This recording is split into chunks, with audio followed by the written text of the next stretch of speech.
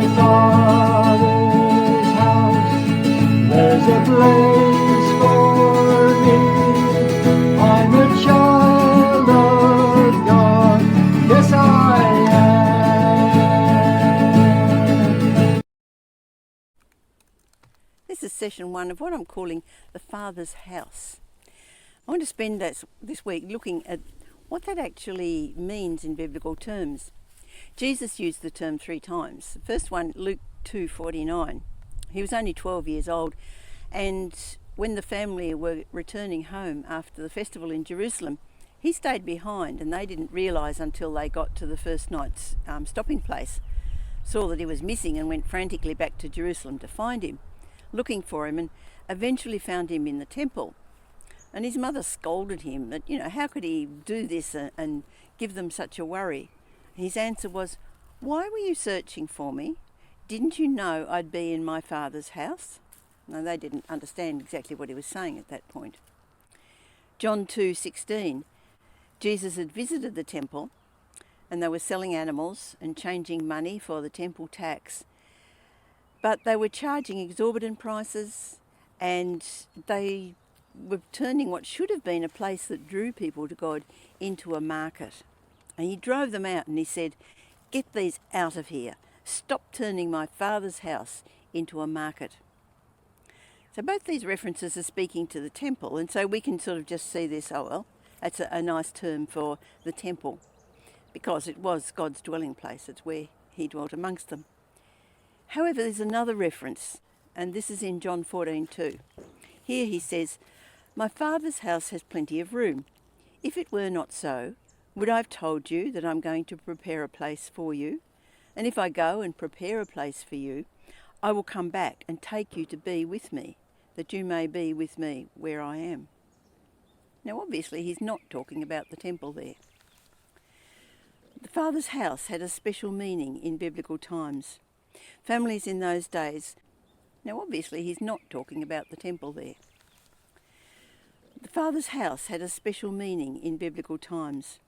Families in those days would live together as extended families. So each family would have their own room, but they'd live around a courtyard, and that's where they would cook and eat meals and do whatever the family business was.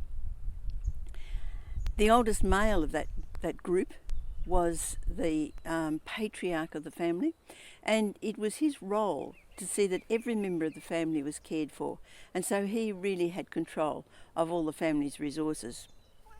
If a family member happened to get into trouble, maybe they got into debt, or maybe they lost some of the family's land to somebody else, it was the patriarch's role to redeem. He had to pay back the debt, he would buy back the land, or whatever it was that was needed to bring that family member back into the Father's house. Abraham was the first patriarch that we meet in the Bible, and we see how he fulfilled his role as patriarch when he rescued Lot, who'd been kidnapped. Now, Lot had gone his separate way from Abraham, but he was still a relative, and Abraham was the patriarch of the family. He was the one who had to raise an army and go and rescue Lot. There's also Boaz, and Boaz heard of the plight of Naomi and Ruth, who'd come back from Moab because they had no men left in their lives. And Boaz was the kinsman of Naomi's husband who died. And so Boaz bought the land that had belonged to Naomi's husband, and then he also married Ruth. And he said, "I have also acquired Ruth the Moabite, Mahlon's widow, as my wife, in order to maintain the name of the dead with his property, so that his name will not disappear from among his family or from his hometown." So he took that role upon himself to bring these two women who had nowhere and no one into the family of Naomi's husband. He was the Redeemer, the one who brought them back. And this is the picture that goes throughout the Bible. The Father's house is the family.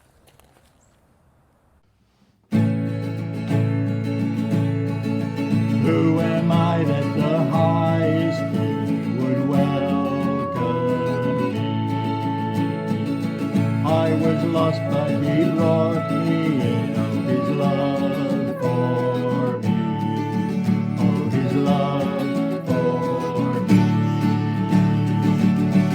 the sun sets free, always free indeed. I'm a child